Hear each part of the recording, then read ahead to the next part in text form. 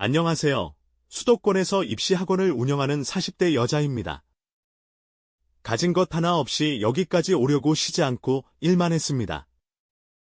저는 정신력이 강해서 큰 충격이나 스트레스를 받지 않고 살아왔죠. 그런데 저를 무너뜨린 큰 사건이 하나 있었습니다. 저는 고등학교 입시 학원의 원장으로 항상 늦게까지 일하고 퇴근하다 보니 개인적인 시간을 거의 가지지 못했습니다. 남자 역시 비슷한 업종에 있는 사람을 만났지만 결혼은 포기했었죠. 그러던 어느 날 학원에 새로 온 영어 강사 제임스를 만나게 됐습니다. 그는 미국에서 30년 동안 살다 온 교포였지만 수능 대비 수업도 잘해 학생들에게 인기가 많았습니다. 우리는 점차 가까워졌고 연인 관계로 발전했습니다. 제임스는 주말에도 다른 일을 하고 있었는데 알고 보니 고아원에서 자란 그는 쌍둥이가 있었고 그 사실을 알게 되면서 충격을 받았습니다. 이로 인해 여러 갈등과 사건들이 이어졌습니다. 설마 세상에 그런 부모가 있을까? 저 남자가 괜히 사람을 잘못 알아본 거니까 신경 쓰지 마 아니야. 뭔가 느껴져. 저 남자가 나를 보낸 눈빛이 진짜 친한 친구를 만난 기분 좋은 눈빛이었다. 나와 똑같이 생긴 사람이 한국 땅에 있을 것 같은 느낌도 들어. 세상에 닮은 사람은 많아. 그냥 저 남자가 헷갈린 거겠지. 너무 큰 의미 두지 말고 잊어버려. 그런데 제임스는 며칠 고민하다가 나에게 유전자 등록하는 곳에 같이 가자고 하더군요. 그 남자의 말 때문에 심각하게 생각에 빠졌나 봐. 혹시라도 자신을 버린 부모님이 유전자를 등록하고 자신을 기다리고 있을지 모른다며 한국의 가족들을 찾아보는 게 좋겠다고 했죠. 허니, 나 부모님이랑 형제를 찾아야겠어. 분명히 살아있고 날 기다릴 거야. 가족을 찾겠다고? 당신을 다른 사람으로 알아봤던 남자 때문에 이러는 거야? 꼭 그렇진 않아. 내가 자기랑 결혼식을 앞두고 있으니 가족들을 한번 찾아보고 싶어. 나도 축하받을 가족이 있었으면 좋겠어. 듣고 보니 자기 마음을 알 것 같아. 그래, 같이 찾아보자. 당신 식구들 꼭 찾아보자고. 그리하여 남자친구는 유전자를 등록하게 됐고 일치하는 사람이 있을지 기다려보기로 했습니다.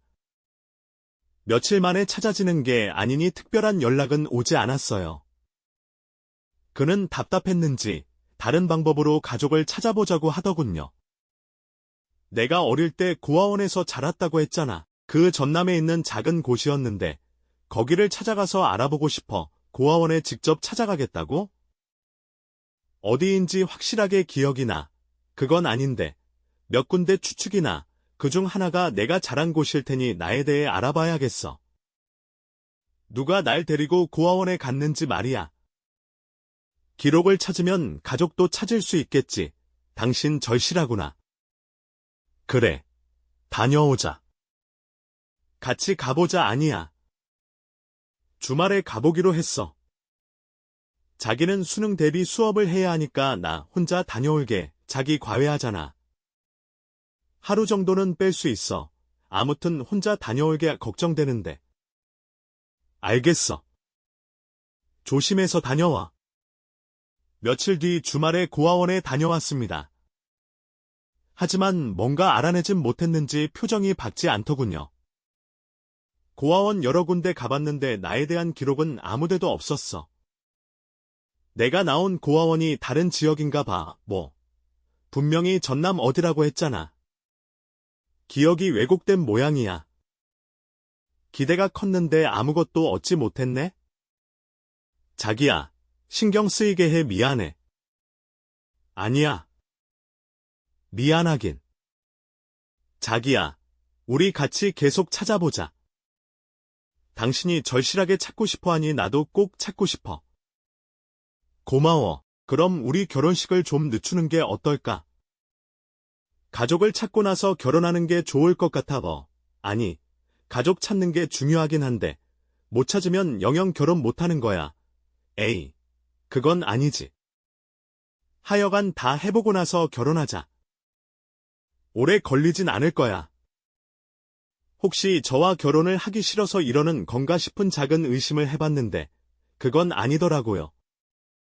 세상 누구보다 저에게 다했을 뿐 아니라 저만 바라보는 해바라기였어요. 한 달, 2달 시간이 흘렀지만 남자친구의 가족의 소식은 전해지지 않았습니다. 그런데 어느 날 학원장들 모임이 있어서 멀리까지 나가게 됐는데 우연히 길에서 남자친구와 똑 닮은 남자를 보게 됐습니다. 저기요, 누구시죠? 왜 그래? 난 박성근이지. 제임스가 아닙니다. 박성근?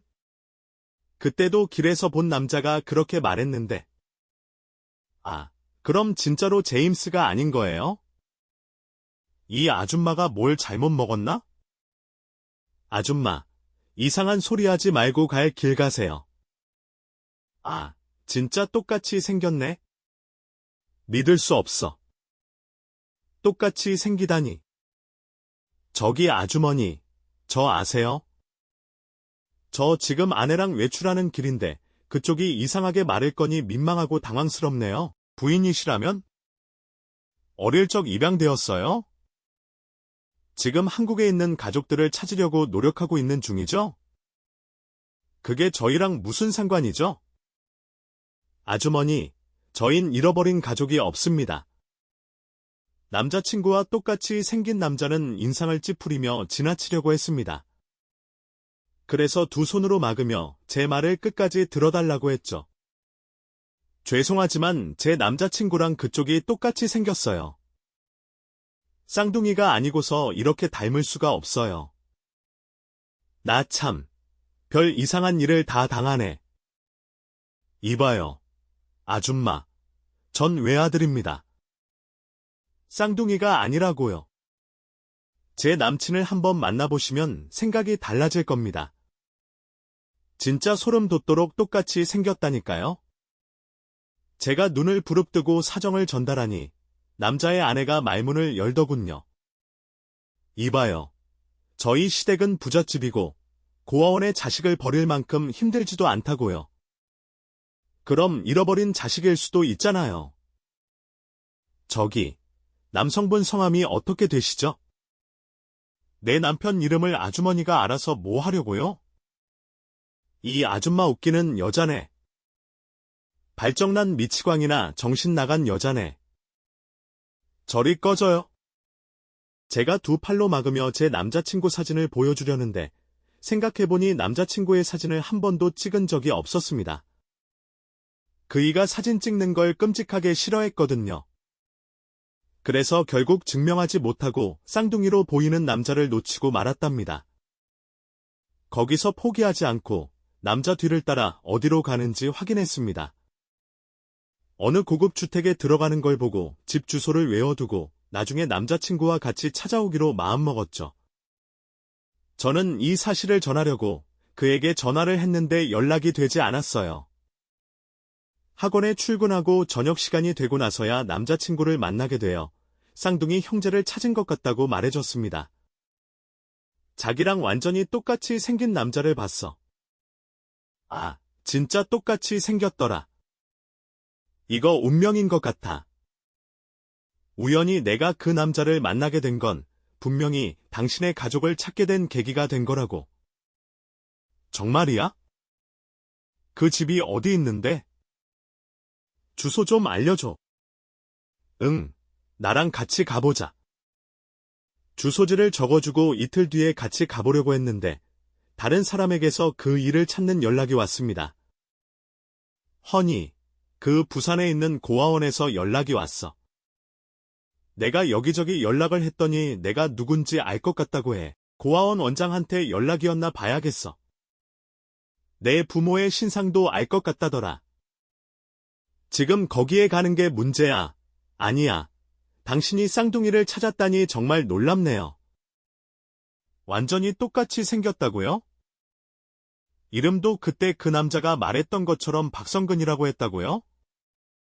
일단 고속터미널에 가볼게요. 그리고 그 남자가 쌍둥이가 없다고, 부모님도 아니라고 했잖아요. 아무튼 순서는 고아원이 먼저야. 나 다녀올게. 자기야. 그럼 같이 갈래요? 나도 따라갈게요. 부산이 멀잖아. 그리고 학원은 지켜야지. 나 혼자 다녀올게요. 혹시나 하는 일도 있으니까 내 수업을 다른 강사로 대체 좀 해줘요. 부탁할게요. 알았어요. 당신이 하고 싶은 대로 해요. 조심히 잘 다녀와요. 그는 쌍둥이를 찾았다는 내 말을 귀등으로 듣고 부산에 있는 고아원에 먼저 가보겠다며 혼자 떠났답니다. 하루 이틀이면 돌아올 줄 알았는데 사흘이 지나도 돌아오지 않았어요. 제임스의 영어 수업은 다른 강사로 대체시키고 마음을 졸이며 기다렸죠.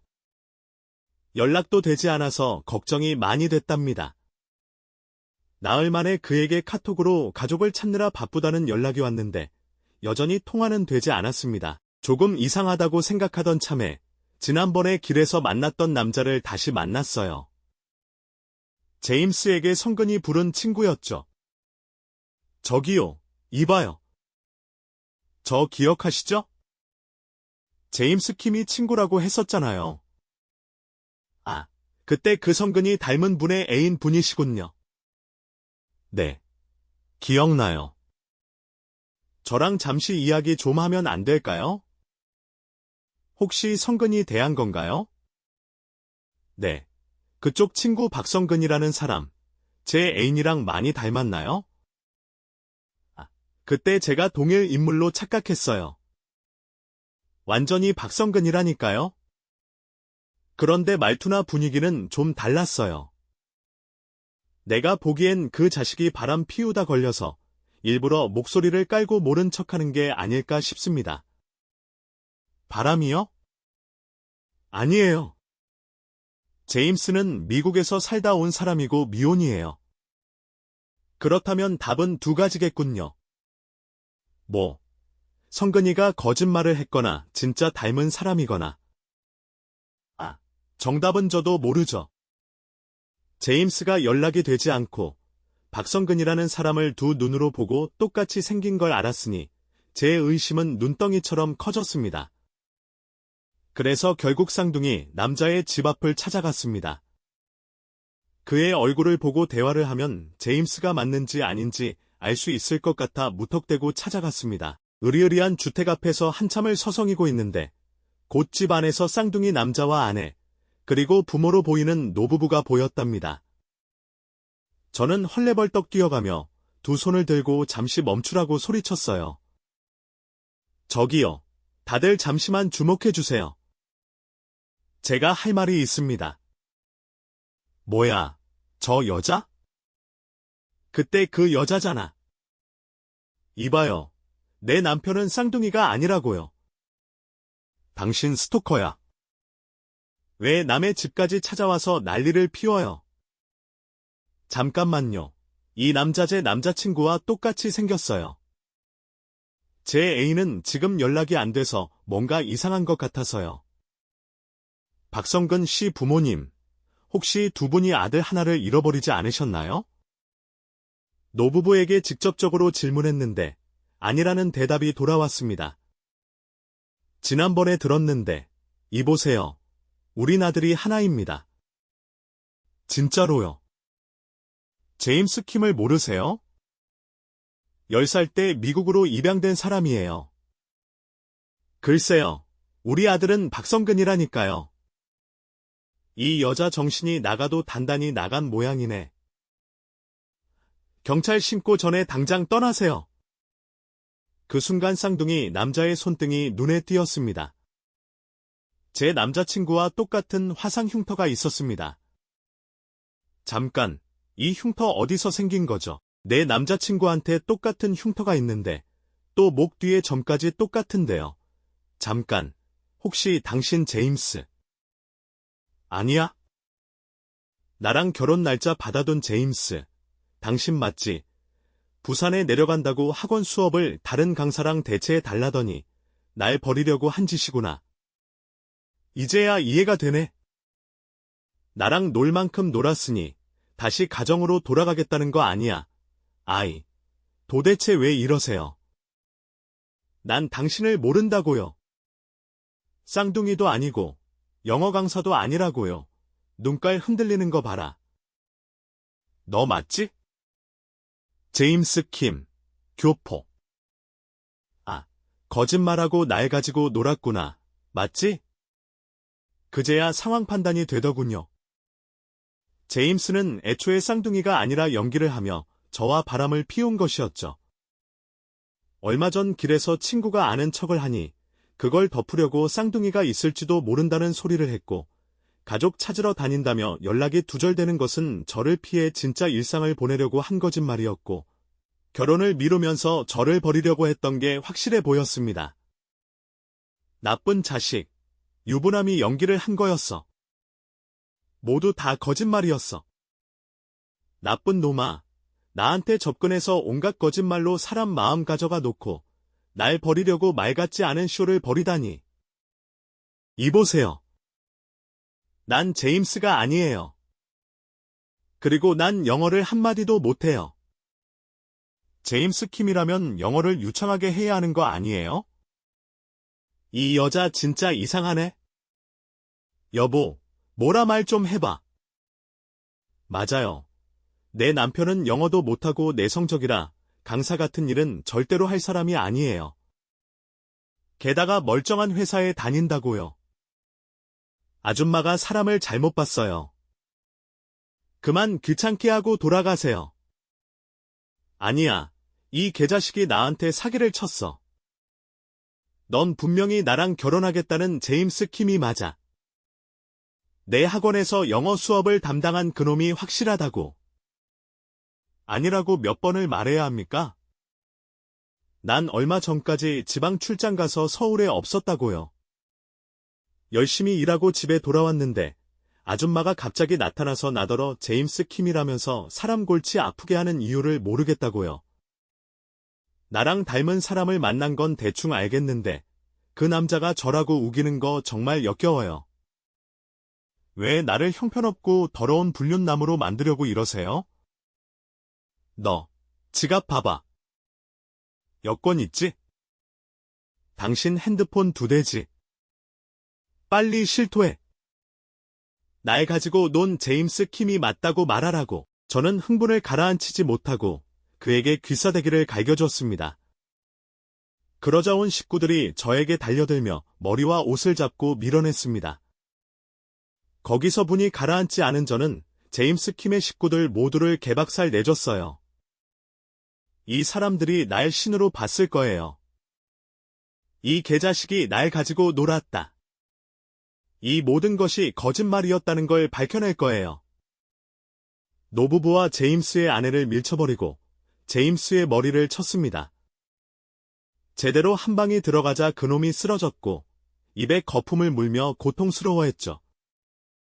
아니야, 난 박성근이지 제임스 킴이 아니야 라고 말했지만 며느리가 119에 신고하라고 외쳤어요.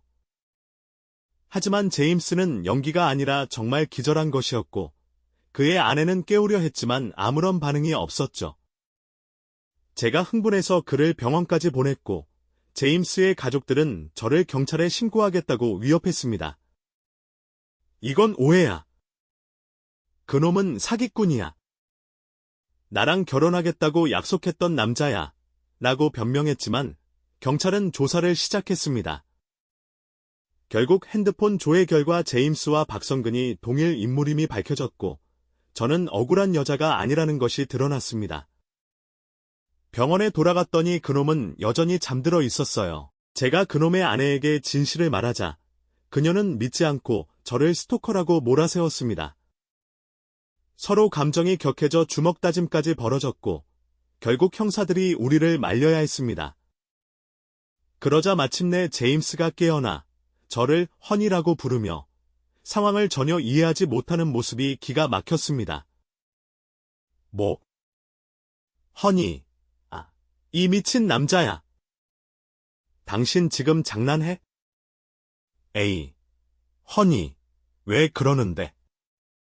자기야, 나 왜 여기 있는 거야? 부산에 내려가 고원을 돌고 있었는데? 이 자식이 이번엔 제임스 척 연기를 하네.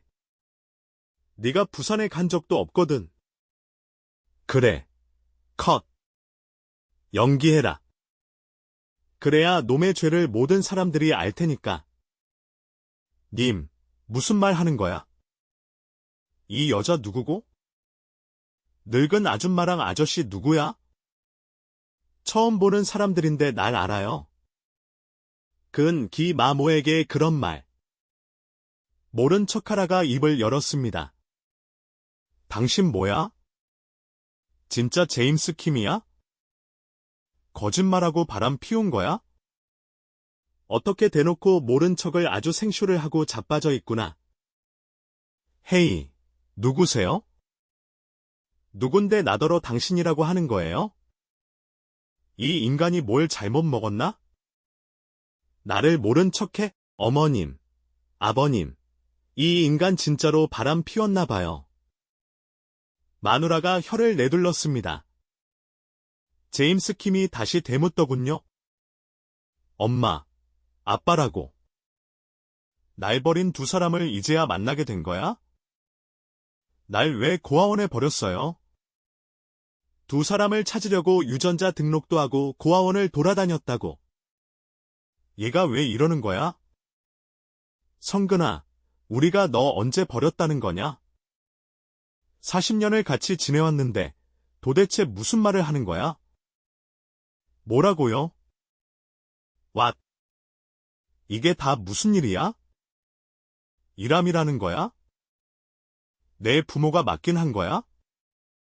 그의 눈을 봤는데 진심인 것 같더군요. 진짜 연기가 수준급이어서 속아 넘어가기 딱 좋았습니다. 연기 그만해. 당신이 박성근이고 제임스 킴인 다 들통났다고. 내 마누라, 부모 속이고 나랑 결혼하려고 한 걸 말해.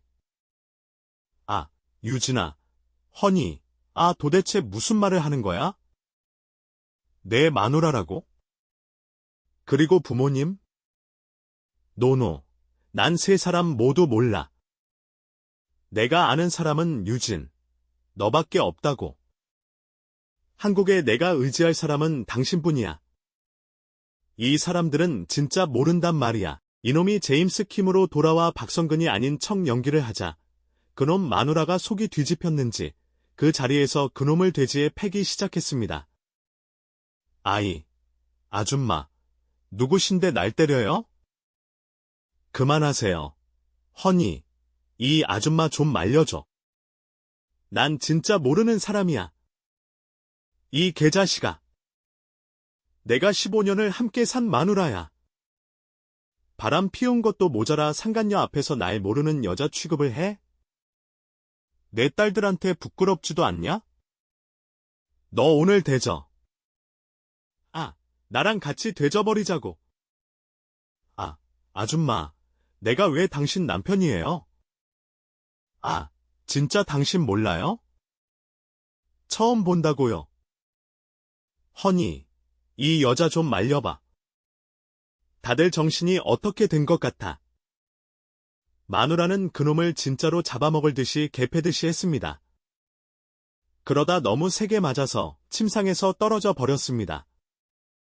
제임스 킴은 다시 기절했다가 깨어났는데 또다시 연기를 하더군요. 여보, 여기 어디야? 병원이야? 저 이상한 여자도 온 거야? 제임스 킴, 또 연기하니? 다시 박으로 돌아온 거야? 이봐요. 난 제임스 킴이 아니라고요. 내가 뭐였더라? 그러세요.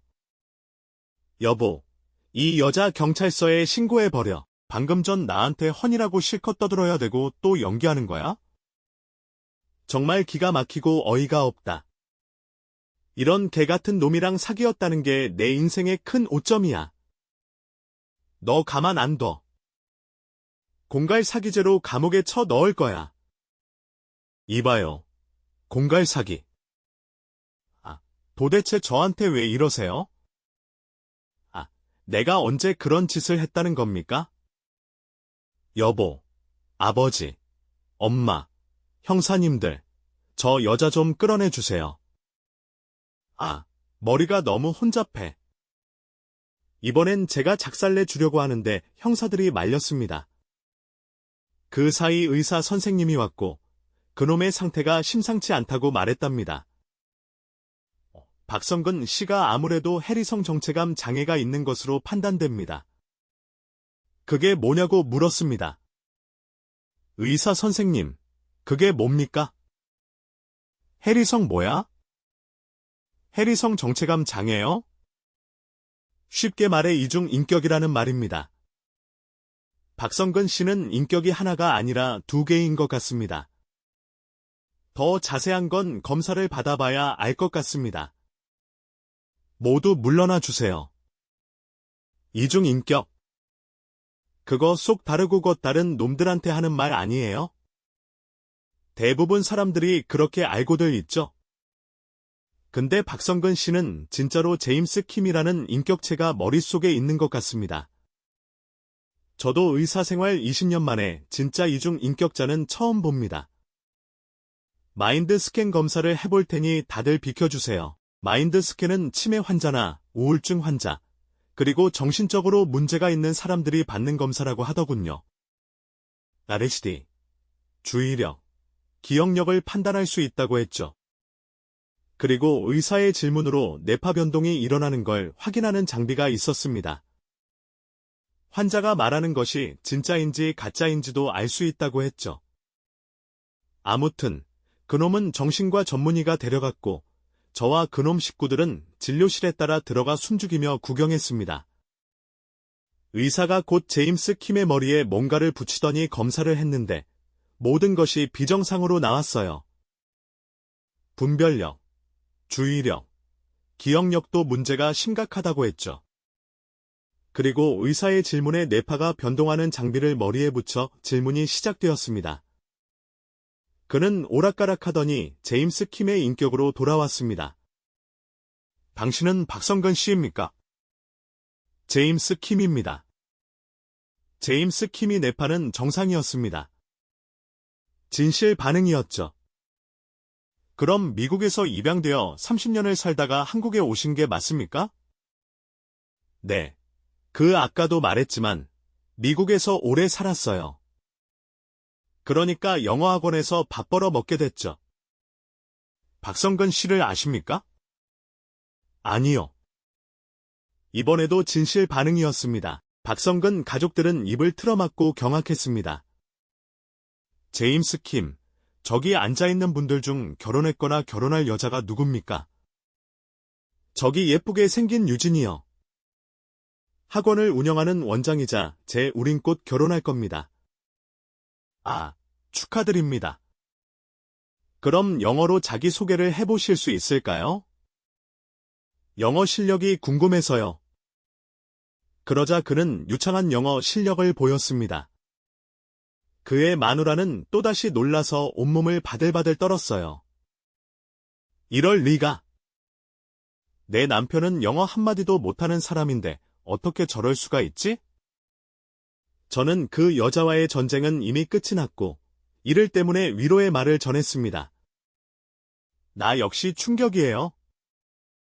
제임스, 아니, 당신 남편이 이중인격자라는 게 끔찍하네요. 그런데 거짓말하고 나를 만난 게 아니잖아요. 의사 선생님이 말씀하시길 치료가 가능하다고 했습니다. 그동안 전혀 몰랐어요. 능력 있고 착한 남편이었는데 왜 저렇게 됐는지 모르겠다고요. 영어 실력은 또 왜 이렇게 좋은 건지, 저거 혼자서 공부한 실력인가? 아니요. 진짜 미국에서 살다 온 사람처럼 유창하다 그래서 채용한 겁니다. 도대체 내가 아는 남편은 누구인지 전혀 모르겠어요. 이 일을 어떻게 헤쳐나가야 할지 모르겠다고요? 나도 내가 사랑한 남자의 정체가 이중인격자라고 저 남자와 결혼할 거라 생각했는데 가짜라고 생각하니 미쳐버릴 것 같고 억울하다고요. 게다가 부산에 내려가지도 않았는데 지금 자기가 하는 말이 진짜라고 믿고 있잖아요. 그럼 우리 둘 다 피해자인가요? 제 남편 진짜로 이중인격이 맞는 걸까요?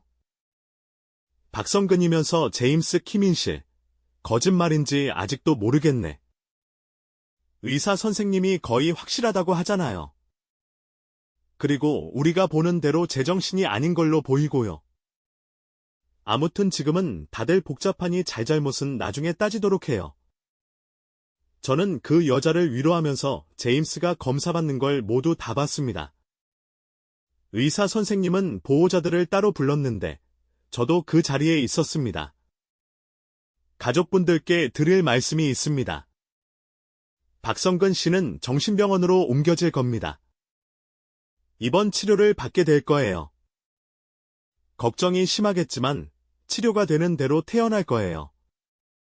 그리고 덧붙여 말씀드릴 게 있는데 저희 정신과 박사 몇 명이 붙어서 치료하면서 논문을 작성하고 싶은데 동의를 구하고 싶습니다. 물론 박성근 씨 이름을 쓰지 않고 익명으로 할 겁니다. 그 말에 제가 대답했습니다. 정신병원에 옮겨지면 어떤 치료를 받게 되나요? 약물 치료가 대부분이죠. 뇌에 이상이 있으니 그걸 고치면 되는 겁니다. 다시 말하자면 이런 환자는 제가 의사 생활 20년 만에 처음 봅니다. 외국에서는 여러 사례들이 나오는데 한국에선 거의 없거든요. 선생님, 그럼 나중에 치료가 되면 제임스의 기억이 사라지는 건가요? 저를 기억 못하는 건가요? 그건 장담할 수 없겠네요. 치료가 되고 나서 봐야 할 것 같습니다. 저와 그의 가족들은 수긍하며 이야기를 잘 들었고 정신병원으로 옮겨지는 걸 동의했습니다. 허무하게 집에 돌아온 저는 대한 마음 정리가 쉽게 됐습니다. 제가 사랑한 남자가 존재하지 않는 인격체였으니 결혼할 마음도 복수할 마음도 빠르게 증발해버렸답니다. 이후 얼마 뒤에 수능 시험이 끝나서 저희 학원은 좀 한가해졌어요. 강사들은 휴가를 떠났고 저는 뭔가를 해보기로 결심했습니다. 처음으로 결혼정보회사에 찾아갔어요. 어서 운명 같은 인연이 찾아올 거라는 기대는 제임스 킴으로 인해 완전히 박살났으니 현실적으로 판단의 남자를 만나보기로 했답니다. 며칠 뒤에 매칭된 남자들을 한 명씩 만나게 됐고 그중 저에게 크게 관심 있어 보이는 남자와 만나보기로 했답니다. 유진 씨, 그 정사에서 들었는데 하셨다고요? 그런 건 비밀로 해야 하는 거 아닌가요? 그건 제가 기가 막힌 경험을 해서 그렇거든요. 저는 이중인격자인 제임스 킴에 대해서 자세히 이야기해줬습니다. 남자는 제 말을 경청하면서 여러 번 놀랐어요. 그런 일이 진짜로 있을 수 있냐며 혀를 둘렀습니다. 걱정 붙들어 매셔도 됩니다. 네, 당연히 그래야죠. 그 남자는 다시는 마주치고 싶지 않습니다. 그렇게 결정사에서 만난 남자와 연애를 시작하게 됐고 이듬해 양가 부모님께 인사를 드리고 결혼식 날짜를 잡았답니다. 그러던 어느 날 학원이 끝나고 문을 닫고 나오는데 누군가가 절 찾아왔더군요. 제임스 킴이요. 깜짝이야. 제임스 박성근 씨? 누구시죠? 저는 박성근입니다. 그 얼마 전에 정신병원에서 퇴원했습니다. 그렇구나. 축하해요. 저, 유진 씨에 대한 기억이 남아있어서 찾아왔습니다. 본인에게 속여서 미안해요. 아니에요. 일부러 그런 것도 아니고 다른 인격이란 저랑 사귄 거잖아요. 아직도 그때를 생각하면 소름이 돋네요. 그렇게 생각해 주시니 감사하네요. 근데 여긴 왜 찾아오셨죠? 그냥 하고 싶은 말이 있어서요. 제 안에 있던 제임스 킴에 대해서 말하고 싶었어요. 사실은 제가 어릴 적 왕따를 심하게 당했어요. 동급생들한테 얻어맞고 찌질하게 지냈는데 그 당시 학교 영어 선생님이 절 보호해 주셨어요. 저를 괴롭힌 녀석들을 싹 다 전학 보내주셨죠. 저한테는 영웅 같은 존재였습니다. 그분의 영어 이름이 제임스 킴이었어요. 제가 그 선생님을 닮고 싶은 마음이 있었는데 언젠가부터 진짜 제임스 킴이 되어버린 거죠. 저도 이런 병을 앓게 될 거라고는 상상도 못했네요. 학교에서 괴롭힘을 당했었다고요? 진짜 못된 놈들이네요. 아무튼 성근 씨를 구해준 사람이 제임스 킴 선생님이라는 거죠?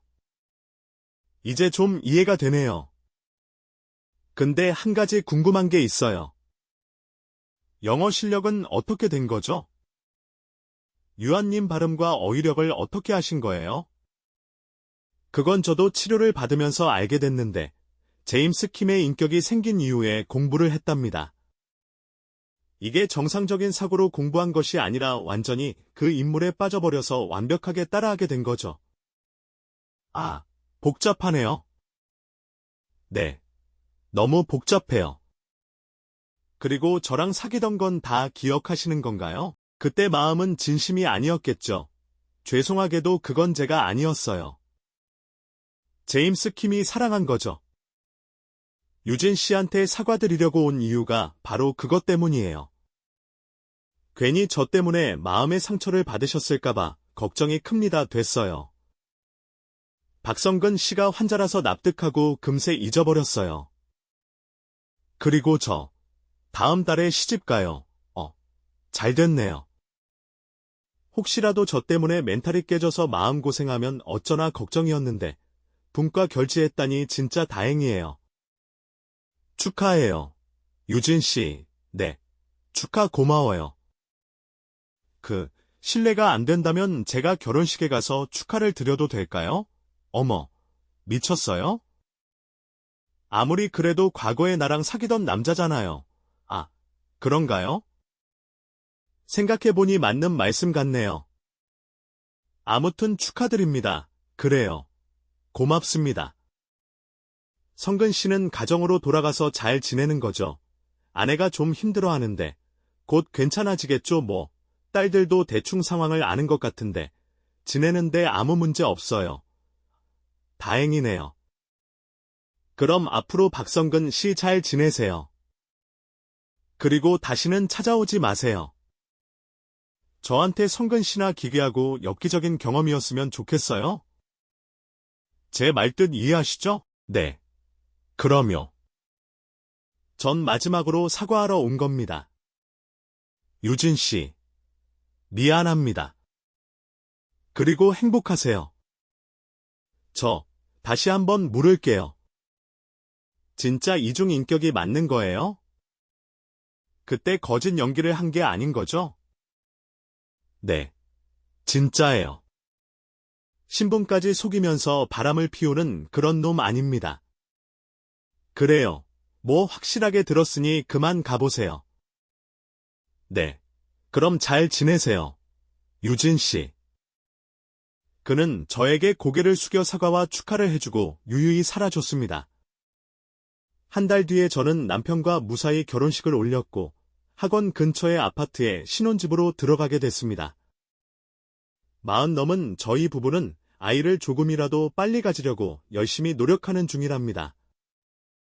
사랑하는 남편이 있고 바쁜 일과를 보내고 있어 제임스 킴에 대한 생각이 전혀 나지 않았는데 며칠 전 길에서 우연히 마주치면서 사연으로 보내면 재밌을 것 같다는 생각이 들었습니다. 그래서 제가 정신이 출타했던 사건을 글로 적어서 보내게 됐네요. 제 사연에는 복수전이 없네요. 복수할 대상이 존재하지 않으니 어떻게 하지도 못하고 끝이 났답니다.